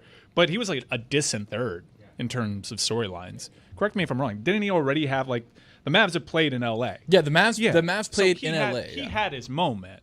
This was all about Luka, and then second place was Nico Harris. Oh yeah, and the job that the director had to do in trying to track down Nico, who was hiding from the cameras, who was shielding himself with other people blocking his view, which was obstructed, but he still had to be out there as chance rained down continually. It's not just unique to that Luka return game. It's been going on all season. Hell, it's been going on at medieval times. Fire Nico. Wow. Which still tickles me. The thing that got me, Dan, it wasn't anything that happened on the court. It was, well, I guess it did technically happen on the court. It was his interview after the game where he was like, I get to sleep in my bed tonight. Yeah. I was like, oh, my chest. The stakes that we put on all of this stuff, I don't know. I don't know if anyone is going to. I don't know. Do people feel bad for Nico, or is he just punchline? As like a human being, it would be terrible to have an entire city hate you because you did something that you probably are, I'm assuming, second guessing at least to some degree, and maybe if it does turn out that you did the right thing, it won't be for like 6 years. No doubt. And also, you still probably could have gotten more for it. And let's just say there is a scenario here where Nico has taken all the heat for something ownership decided. Like he doesn't make that move without ownership feeling strongly about this. That is a move that you have to have your convictions about. And Nico is like taking the entire brunt of it as a new ownership group, which follows a very popular owner, just kind of lets Nico out to dry in this scenario. I think it was more Nico than anything else. I think the Dumont family and the Adelson family have kind of like let him do his thing. He's had trades that have worked out in the past, but this one they were like, "All right, are you sure? Well, are you sure?" But my point is, even if I don't that's think it not was the case, management. we wouldn't know. And like, yeah, there's a case there that he should just be wearing a hot dog costume the entire time because he's a person that did this. Okay, but can we just for a second though, because surely you guys find this part of it interesting, I would think. In the construct of where sports teams connect to their regions and what it means to be a sports owner, Mark Cuban was a sports owner who not only loved basketball, but also understood how rare and valuable it is to have a star like that who already has a relationship with your city. So you go from that owner to Mark Cuban, one of the most powerful, richest men in the world in today's America, getting swallowed by an ownership group that's very different and is not going to respect that relationship or anything about it that way. Hey, Nico, you're in charge. All right, go down there and just do whatever has to be done to, like, let's make this a little, what? Too much hookah? Okay, get him out of here. He's been drinking beer. What? Yeah, no, he's a top 5 player all time offensively, and Stan Van Gundy says the best he's ever seen offensively, and he's 25 years old, and you need to have that for 10 years. Yeah, just trade that. And now new ownership does what? It really wildly disrespects the previous relationship, blasphemes against it, and feels like it doesn't care about its customers, so you get protests in the street. And also, I wasn't saying this, but some people were saying Mark Cuban hugging him on the court after the game was a little look at me, Louie. I'm not saying that, though. Why wouldn't you say that? 'Cause someone else said it. Look at me, It's been fun to watch Mark Cuban squirm around, just like, yeah, they own it now. I don't have any power. They did the bad thing. You guys still love me? No? Please?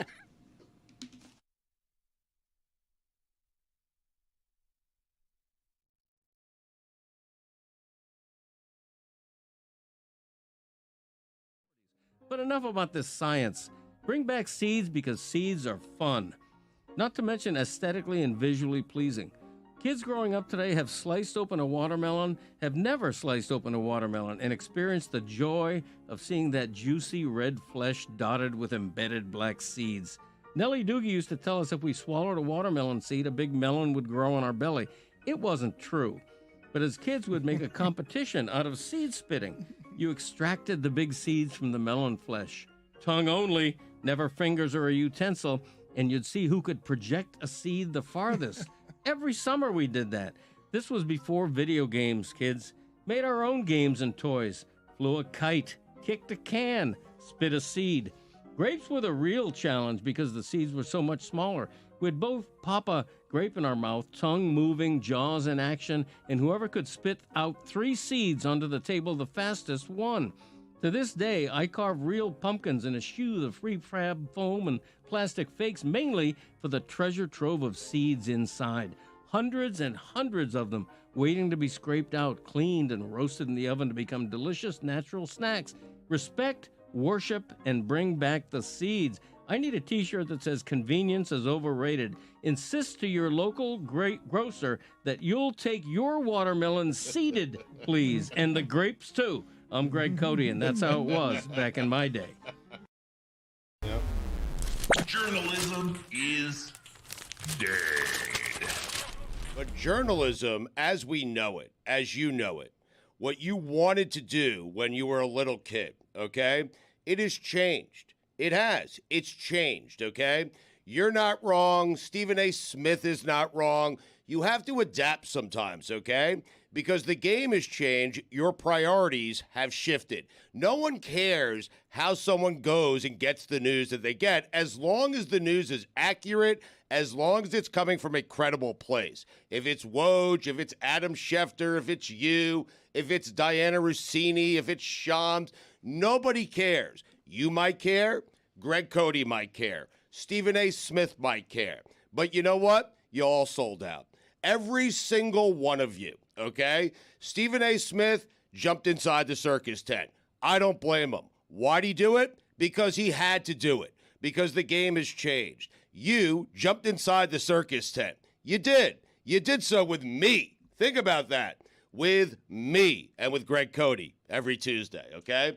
And so you have ditched journalism a long, long time ago because why?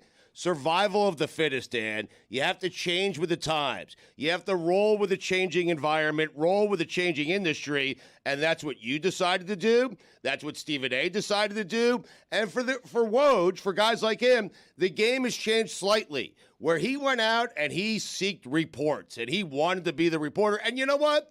If now he has morphed into a mouthpiece for the Blazers, I'm okay with it. I am good with it. I don't care. Survival of the fattest. Everyone is selling out to make a buck. What a terrible timing. It was great. Like that joke. Hey, just give it up. You all want to be journalists. You're not journalists anymore. None of you. Not a one of you. Sorry. You didn't even hear the joke. I did. Survival of the fattest. It was great. It just could have been done after Stugotz stopped talking, Dan. Right. Yeah. Yeah. Shoehorn that But in. I'm okay. I'm okay You're with splitting it. hairs. Right. Okay. You adapt, you roll with things, man. That's it. You know, Dan, you started off, if you're a driver, you drove a yellow cab and you were loyal to the yellow cab. You know what? But the game has changed to Uber, to Lyft, to private driving. And you know what? You have to ditch the yellow cab and you have to drive an Uber. Why? Because you'll make more money. Why? Because more people are taking Uber than the dirty yellow cabs. That's why. That's what you do. No one cares about journalism. You know what they care about? Laughing, being entertained. And you do a great job of that. And Stephen A. Smith does a great job of that. No one cares about journalism. People care about smiling. That's it. You know, this morning I found myself while I was driving Claire to school. I told her, you ask a lot of questions. You should be a journalist.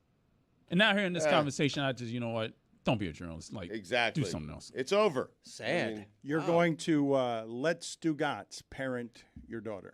You think that's a good idea? You think journalism is a good occupation to choose now? No, I would not. Listen, not only is it not a good occupation to choose, I have looked around Miami and realized we're the only ones providing the jobs we're presently providing. I heard local TV reporters are making $45,000 a year. Huh. I couldn't believe that's how bad local television is struggling, that's the place that has arrived. And I told Chris Cody not to get into this business at all because it's terrible. But Stephen A. Smith is making more money than he's ever made in his entire life. He has more power. He has more of everything than he's ever had in his entire life. You want him to give that up because of journalism? Like, get out of here. I believe you can do both. You're being very How? You're being very absolute about this. First of all, he does. He does reporting, does journalism. He is very credible. When he gives information, it's not like Skip Bayless giving information. There is a difference. Skip Bayless also allegedly a journalist, but he's been contaminated by this thing and distorted by it in ways that are even more poisonous because he doesn't do any reporting anymore. Like, he doesn't talk to people in a way that's informed. Stephen A. actually goes to things, has relationships, and certainly when he's talking about basketball, if Stephen A. gives you information that's not opinion, you trust that it's informed. No doubt, but every time he does that show, Dan, every single episode, his journalistic integrity, it shreds away. Little by little, piece by piece, it just does. He is doing a debate show debating the most ridiculous topics in the history of sports. Like, it has to affect your credibility. Stugotz, it has happened. And you sitting next to me does not help. I mean. or my dad or Cody, because I said to myself, generations of Codys, because I did say to myself, this is one of the things I find funny about Stephen A. and thinking that he and I do the same thing, because once I got to PTI and it was argument television, I said I'd like to try to do it differently, but I guess that sounds highfalutin. I don't want to do debate shows. The knuckleball is dead. The knuckleballer is dead now, correct? Completely dead. There's no one. Is there anyone throwing the knuckleball now? Someone has to be throwing it. I would say Tim Wakefield was. None of us bad. have one. We're just like, yeah. No, there has to There's be. got to be. Well, wait a minute. The knuckleballer didn't go extinct without anyone telling us. As long as there's breath in my lungs, there's a knuckleballer out there. Put it on the poll, Guillermo, at Le Batard Show. As long as there is breath in your lungs, will there be a knuckleballer out there? There should be more because if you notice, I mean, I don't have any stats to back this, but I don't care. I'm going with it regardless. I would say that the position players that are pitching have a much better ERA than average pitchers do because they're all just going out there throwing the ball like 35 miles an hour, and the hitters are so confused that they just get under it, they pop up. Like nary a run is scored off of a position player sometimes, but not always. I loved when baseball analysis was starting strong. I loved the people who would do the analytics on how a knuckleballer would screw up your hitters the next day. The preparing for a knuckleball would screw you up the next day as well because you're sitting out there hitting those 45-mile-an-hour butterflies. There's nothing that I hated more, like growing up watching the Marlins, than when Jamie Moyer was coming to play against them. And I don't even remember if he was a knuckleballer or if he could just only hit it was just 75. Slop. It was just slop. He could it wasn't only hit he like was not a knuckleballer. 72. He was just old, and he threw croutons up Anytime there. there was a knuckleballer or just an old man that could throw the ball really slow, I knew like this team can only hit fastballs, and this is going to be a long day and a long week because they're not going to be able to figure it out. And it's frustrating because you're just seeing these meatballs go over the plate. You're like, how can you not deal with this? This is so slow. Hit the baseball. And yet Jamie Moyer had a 20-year career. He was 40. He was still pitching. What is the ruling of the committee? Is Stugotz is nominated? I need some sort of formal ruling from the committee. He has nominated Joe Musgrove. Billy is passionately against. Chris, are you willing to give him horse status because horse status is before ace? Horse is not an ace. Chris, before you answer, I have good news on the knuckleballer front. There is still one remaining. Mickey Janis of the Orioles is still throwing it. Okay? The worst team in the league. He's still out there, though, keeping the species alive. It will also not seems go though extinct. Mickey Janis has only pitched one game in 2021. Oh. In Major League Baseball. He's still trying. Still breath in my lungs. He is currently with the Chicago Dogs of the American Association of Professional Baseball, which I don't think is in Major League Baseball. So it is extinct. So it is extinct for now, yeah. But extinct in the majors doesn't make it extinct as a Hibernating, yeah, species. exactly. This may surprise you, Dan, but there are only 33 pitchers who have ever thrown a knuckleball in a Major League game, according that's to wrong. Wikipedia. That's Which wrong. I was surprised how small that number was. I don't think that's wrong, Billy. Why would you think that's wrong? That's wrong. Let's all name knuckleballers we can think of and see if Well, they're no, on we'd there. never come up with 33 of them. 33 sounds about right to me. It's a terrifying way to make a living. Imagine all these guys. They're just failed pitchers who developed some other. Whoa! Failed pitchers. Someone with like a 15, 20-year career is a failed pitcher? Well, Jimmy Moyer is not a knuckleballer. You made him a knuckleballer just because he throws Tim soft. Wakefield. Soft toss. Yeah, across decades. There are a couple of guys who are exceptions, but largely the knuckleballer is a novelty freak who comes out, and it is hard to make a living that way. Jeez. Freak, what are you I don't doing? like how you're describing these things. Right? Rude. Isn't Phil Niekro in the Hall of Fame? I mean, Is he? I don't think so.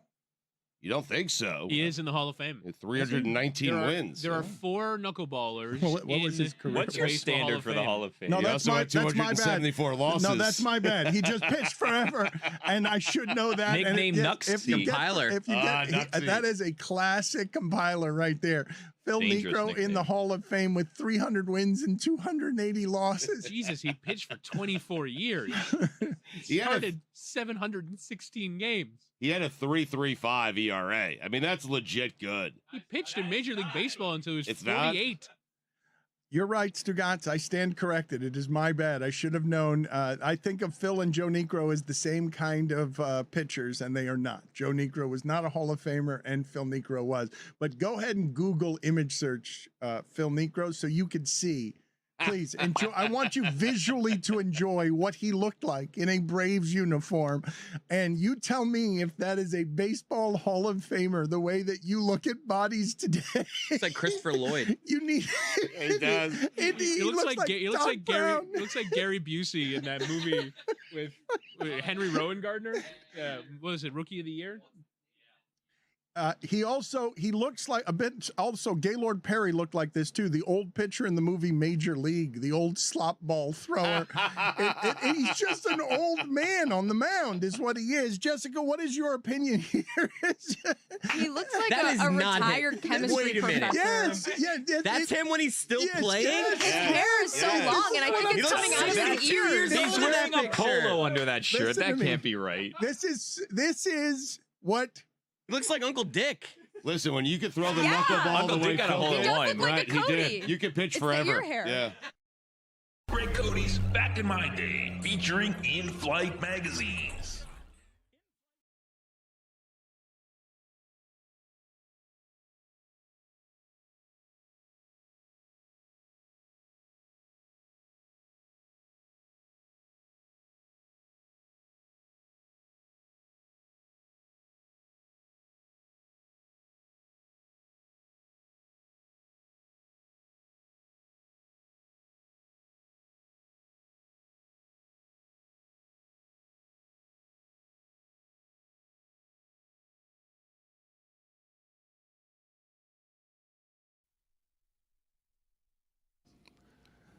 This is as angry as I have ever seen Ron McGill. His body language is infuriated.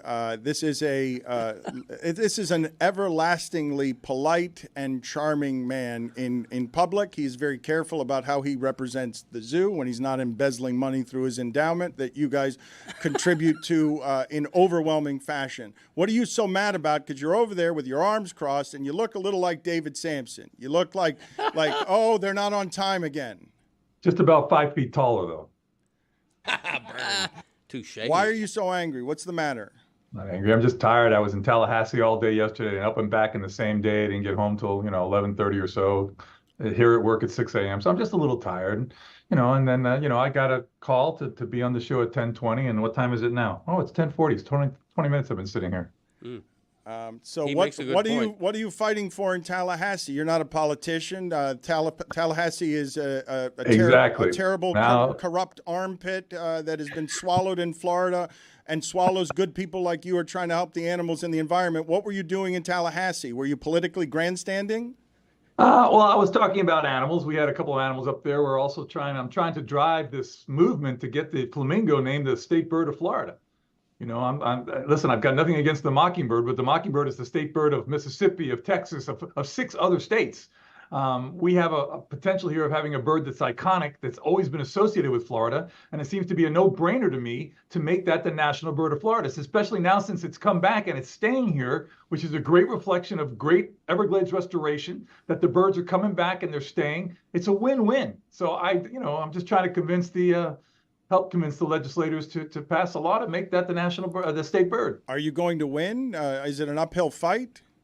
It's an uphill fight, I think, for this session, but I think we got a really good chance next year for the next session. But I wanted to at least help plant the seed. I was working with the Zoo Miami Foundation. I took the day off. I was not up there as Ron McGill from Zoo Miami. I was up there as Ron McGill from the Zoo Miami Foundation and kind of wildlife expert and just kind of talking. We collaborated with the Tallahassee Museum. They brought some animals over. They brought an owl. They brought an alligator. They brought a snake. And, I talked about that as the legislatures went through. They were in a session yesterday, and it was days. I was on a plane with all the commissioners, the supervisor of elections, the supervisor of tax collector, the chairman of the commission. They were all in the same plane. God, if that plane had gone down, that would have been a disaster. Well, maybe not. I don't know. Ron, is there a big mock? Whoa! Ed, what kind of incendiary? Ron, you were on the plane. Wait a minute. What kind of I incendiary? was on the plane. I would be no great loss. Wow. What a mood Wait a he's minute. in. Wait a minute. How angry is this person? I believe he just made a loud. Was it a political statement? Like, did he just say it wouldn't be such a bad thing if a plane crashed? No, I just said if it went down. I didn't say we could have, probably all would have survived because we're resilient that way. I trapped him. He was trying to do political commentary, and then he does that thing where he's like, "I wasn't there for Zoo Miami. I was just there for the Zoo Miami Foundation," as if those two things aren't just. True, I was there as true. Ron McGill. That's true. As a county employee, I'm not really permitted to lobby for anything. Oh, that's bullshit. No, but I mean, no, honestly, Ron McGill cares more about the animals than, you would have to take 2 trips to Tallahassee to get the bird changed from mockingbird to flamingo, because you can't get it through this session. I trust you. Like, if you want it to be the flamingo, Ron McGill should decide. Well, I shouldn't decide, but I will say, there are some representatives there. Representative Mooney, who represents us, lives in the Keys. He's a big proponent. He's the guy who's helping to drive this bill. We just got to get all the other people. But everybody's got an agenda, man. One of the things I realize when I go up there is that, what are you going to do for me? There's a lot of that going on. So listen, they're not bad people, but it's just part of the political agenda. That's why I could never run for political office. I would never survive. Are you disgusted by it? I'm not disgusted by it. I guess I shouldn't even say I'm disappointed by it, because it's not shocking information. It's just, I wish there was a better way. I wish there was a different culture when it comes to politics. Ron, to change the subject, because I don't want to keep pissing you off like Dan is trying to do. Although maybe this will piss you off. I'm not sure. There was a big story that the dire wolf. Is that what you're going to talk about? Yes, it is exactly what I was going to ask you about. So please clarify what these scientists actually did, because I read the story and it sounds like they used dire wolf genes to breed gray wolves. So they're not technically unextincting the animals, but that was sort of what the headline said. So please explain this. Let me tell you what this is all about. This is all about kind of getting people's attention to drive money. I'm going to be honest with you. Now, the company is going to say, oh, no, we're de-extincting this animal. First of all, they're not de-extincting, because, as you mentioned, Jessica, they have just basically modified. This is a modified gray wolf. They've taken gene therapy. They've modified some of the genes. Maybe I think 15 of the gene sequences they've modified out of 2,000, thousands of gene sequences they've modified. And they modified it to get the color of the animal, the white that was known to be for the dire wolf, and an increase in size. But really what it is, it's nothing more than a genetically modified gray wolf. It is not a dire wolf through and through. Now, having said that, people say, well, even if it is a dire, let's assume that it is a dire wolf. Isn't this really cool? Isn't this really good? In my opinion, no. And let me tell you why. The dire wolf went extinct naturally because of Mother Nature, because of changes in the environment that evolved naturally as the planet started developing and changing. That's very different than an animal going extinct because man is shooting it, or man is, exterminating it for some man-made reason, whether it be habitat destruction, whether it be pollution, whether it be hunting, whatever that is. You don't correct what Mother Nature does. There's a reason. Extinction occurred for millions and millions of years before mankind ever set foot on this earth. And there was a good reason for it. It's animals adapting and environments adapting. An animal went extinct to make room for another animal that helped create the balance that is necessary and delicate. So there's an old commercial, you're too young to remember it. It used to be a lady comes out, don't fool with Mother Nature. This is a classic example of don't fool with Mother Nature. So I'm going to give you my personal opinion of what this company is doing. And this is not to say they're not getting some very important information that could be applied to science in the future. But this whole theory about, oh no, we're going to do dire wolves. We've got them in a secret location and we're taking care of them, they're protected. And they're trying to build up all this fascination, right, with dire wolves. Why? Because Game of Thrones. That was the animal in Game of Thrones. And what show had a bigger following than Game of Thrones? So now you got, oh, do you want to be part of Game of Thrones? Do you want to see real dire wolves? Well, we've got them at this secret location. And they're going to keep on doing this. The next thing they want to do is the woolly mammoth, right? So let's see what happens. You want to build that up? I'm telling you what they're going to do. They want to build a little Jurassic Park, so to speak, and have a ton of money. They've already had a ton of people invest millions and millions of dollars in this company because people see the return. The return, kind of like, come see these animals, like you used to see freaky animals in a circus, right? In a freak show, or just like the movie Jurassic Park. How did that movie begin, right? Oh, the dinosaurs. Oh, this is beautiful. Going back in time. How did it end? Okay, this is what you're looking at. This is what you're looking at. Do not fool with Mother Nature. There's a reason why animals go extinct. As long as it's not some accelerated thing due to man's abuse and man's neglect, leave it be. Do not try to change something because Mother Nature doesn't make mistakes. We make mistakes, but Mother Nature doesn't make mistakes. And if we start thinking we're going to start bringing back these extinct animals just to pander to people's fascination for something that, oh my God, I want to see it. I want to be the first, because we have this fascination with these things that, have so been glorified over the years through mythology and stuff. All of a sudden, you're going to open Pandora's box. Well, I was right. I knew this was going to piss you off. I did see that they were, like you said, in a secret location. So is the point to breed them to say they're unextinct or whatever it is? Extinct. Inextinct, I guess. But then they're just keeping them in captivity because obviously you can't introduce these wolves to the wild, right? So ethically, that's right. very dubious, I would assume. That's right. You can't introduce these wolves to the wild. But hey, what's going to happen if one escapes? Oh, like the fencing in Jurassic Park goes down, a dinosaur gets out, no longer control. Oh my God, what are we going to do now? What if? Guys, do not fool with Mother Nature. I'm sorry, I'm banging the table, making things shake. Ron, what is an example of an animal that is gravely endangered, near extinction, or threatened with extinction, largely because of man's abuse, where you would be in favor of bringing that animal back? Some of the species of tiger, the Sumatran tiger, the Adax. I mean, there's approximately 300 of them left in the wild, and we're killing them off or removing that habitat. I would bring those animals back if we could have the habitat that they need to survive, because that habitat is all part of this balance that we have as a planet. People talk about countries and, political boundaries and stuff. Animals don't have political boundaries. When they migrate, they don't, bring their passports and check in through immigration. All this stuff is a very important balance for the entire health of the planet. It's our own health by protecting these animals. So when we have some of these animals that are in grave danger of extinction because of things that we've done, yeah, I would support trying to protect them with this type of knowledge, this type of science. Ron, going back to the colossal bioscience situation with the woolly mammoth, I think is a little bit more interesting too than the direwolf, because they were basically extracting those genes from like particles of teeth that they found in caves from 30,000 years ago. Obviously, we have more DNA, we have more stuff from woolly mammoths because they're much closer to the time that we live in now than those direwolf fragments or whatever that they found in some cave. Mm-hmm. Is that closer to being an actual woolly mammoth that they would recreate? Because obviously the direwolf is a little bit further back. Would they actually be able to recreate a woolly mammoth? Well, I don't know, Tony, what specimens they have. I do know that they have found entire woolly mammoth calves frozen in ice as if they died yesterday.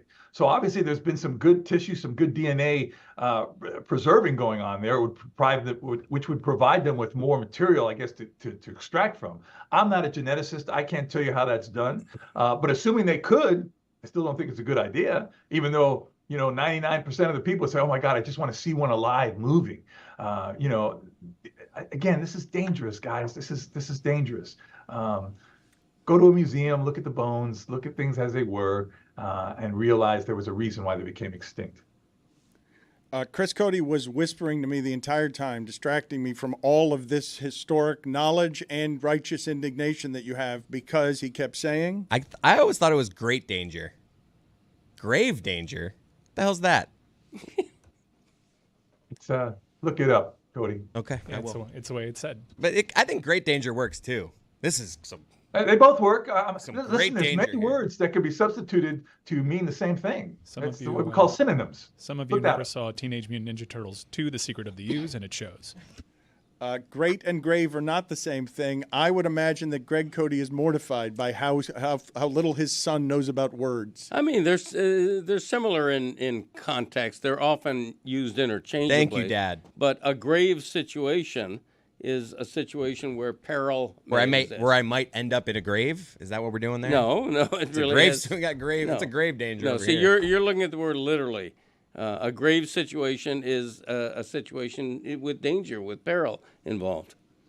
The author has spoken. Ron, can you forgive me for my ignorance here? I only have pieces of information, but Valerie exclaimed yesterday that within the last couple of years, I think it was an old news story, an underwater T-Rex had been discovered, and I did not know that was a thing. Like, did you know that was a thing? I don't know of an underwater T-Rex in such that a T-Rex that lived underwater. I know they have found fossil records of T-Rexes that are now submerged, but that's because when the T-Rex died, it was not necessarily land that was underwater. As the ice age diminished, sea levels rise, that rose, and therefore you had bones that might have been on the coastline or something that all of a sudden now are underwater. It's like the state of Florida. You know, if you walk in the state of Florida, you dig down 6 inches down here, you'll be in a coral rock because this was originally all underwater. There's no underwater T-Rex, man. Now Could they swim? They could swim. That's a misnomer because you know the small arms. But it would be hard to swim. But I can't believe the T-Rex I don't think they swim. could swim. And there's no such thing as an underwater T-Rex only because there's no reptile that lives underwater. No, but wait a minute. If a T-Rex can swim, then there is such a thing as an underwater reptile. No, it just makes it a reptile. I don't think it. It's presently submerged. Dan. Look, listen, Dan. I'm gonna tell you just from the fossil record. Let's look at the fossil record. Let's look at the bones of a T-Rex, which we know exist. That's not something we have to make up. That animal could not swim. That animal could walk in deep water. You've all probably seen the illustrations of dinosaurs in the water, grabbing things out of the water. I don't know why the T-Rex would go in the water because it was a carnivorous reptile unless it started feeding on, marine mammals of some sort that may have existed at the time, which I don't think they did. I don't know. I didn't live back then. But Cody did. Certainly a T-Rex could have waded into the water. It was a tall animal. It could have gone into deep water. Why is Cody laughing like that? Is it just this whole conversation is going south very quickly? No, Cody lived back then. Yeah, he made I got it. the usual reference about So me being unnecessary. from prehistoric times. Dan, if I'm swimming in the ocean, I'm not an underwater human. You are underwater when you're swimming.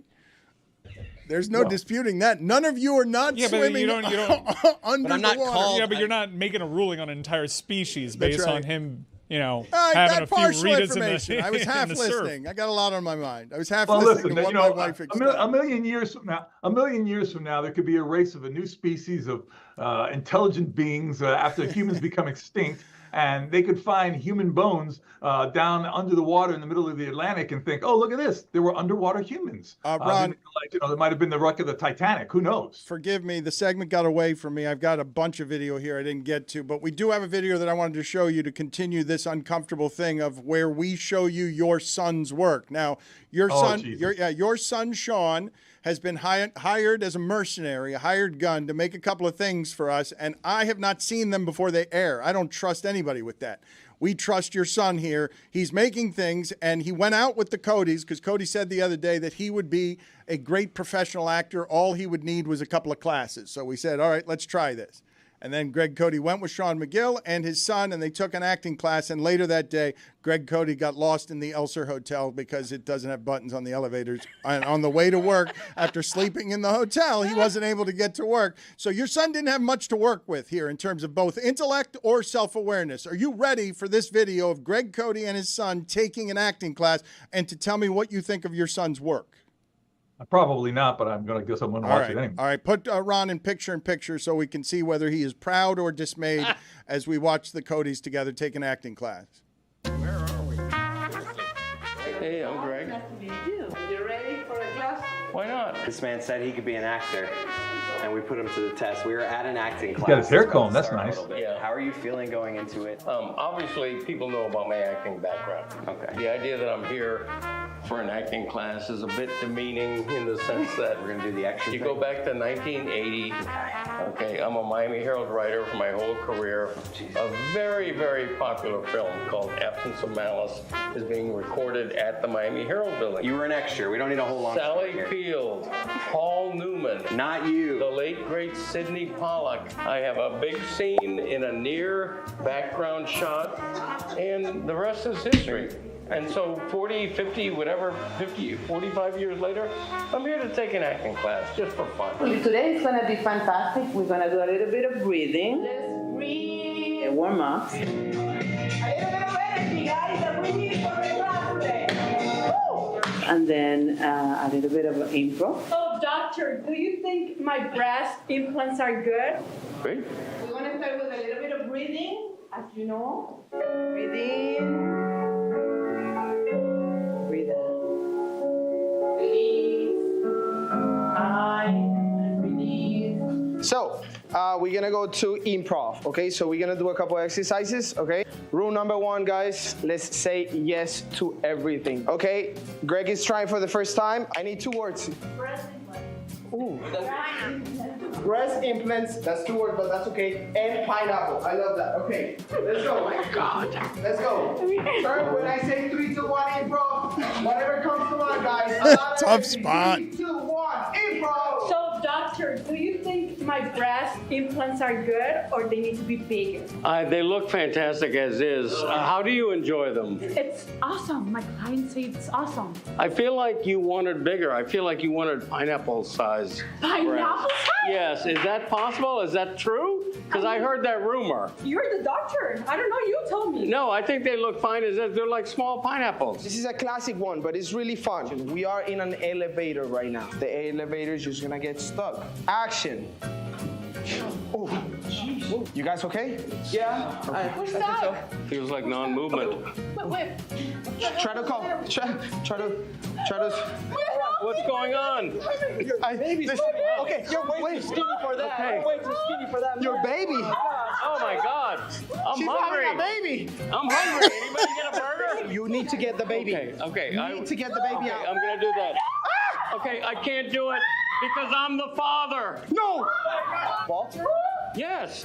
Walter? Wait, you know him? Yeah. Stewart? I am Walter Stewart. What? You're my biological father? Son. Great job, everybody. Great job. Follow the music and follow each other.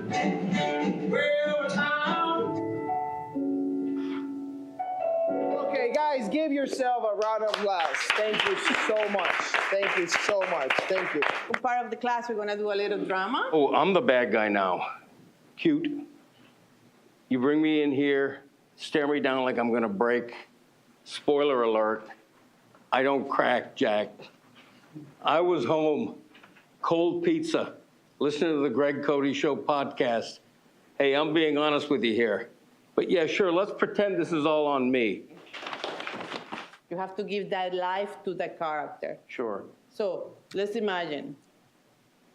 How did you wake up this morning? I would think I'm either feeling guilty because I know I've done something to attract the police, or I'm feeling apprehensive because I know someone who knows something that may involve me in this. Okay, so let's say that let's choose the second one. You are worried. Let's do it. Now I'm making sandwiches. You're coming at me like I'm guilty of something. I'm not accused of anything. I mean, you come into my house. I could have come down to the station later today. You come into my house. You treat me like I'm going to break and start sobbing. I don't break. Okay? I'm telling you the truth when I say it was around 8 p.m. I mean, I was home last night eating cold pizza, watching Law and Order by myself, alone with my thoughts, doing nothing wrong, but you're pretending all this is on me. Okay. What did you think? I loved it. I thought it was great. I loved some of the information you provided as far as bringing something into the scene, something more than just as what's written on the page. I thought that was wonderful. I have to say, Yeah? you impressed me. You were funny. Okay. You had some serious moments. Yeah? Some sexual topics that made me a little uncomfortable. Yeah, okay. But how'd you feel it went? It was amazing. It's more than I expected. Like, you know, I'm not a dancer, so the dancing beforehand was a little weird. I wanted you to but- throw a few more curveballs. I feel like you were just playing ball. I wanted you to take it and... Okay, I threw in a Greg Cody Show reference, podcast reference, so that's about all I could do. You're tired. This guy's been acting for like 2 hours. I'm telling you what, I need to uncork a, Okay, all right, that's good. Okay. Jessica, your head was in your hands the entire time because of why? Because he was just playing Greg Cody the whole time. Well, that's why he loved it so much. He just got to be himself in front of people. It's a total narcissist affair with a mirror. Like everything, and you did something vulnerable. You did something that's hard to do. You forgot your line. I think you were supposed to make something rhyme with Jack. I forget what that line was. I don't crack, Jack. There it was is. the line. Ron, how did you feel about your son's work? Well, whatever you're paying him, it's not enough, number one. But as far as Cody's work goes, There it is. Oh wow! Look at What this. is that? What My kind of first what? Emmy. What award? Is that what that is? An Emmy. That's an Emmy. I've never won Damn, one of those. I proclaim that that's for Greg because it was absolutely great. I was trying to get to the joke. You did the joke I before literally I did hopped the up. joke. I'm like, Ron, Dan doesn't know what that is because he's never won. Ron, thank you. Good seeing you. Bye.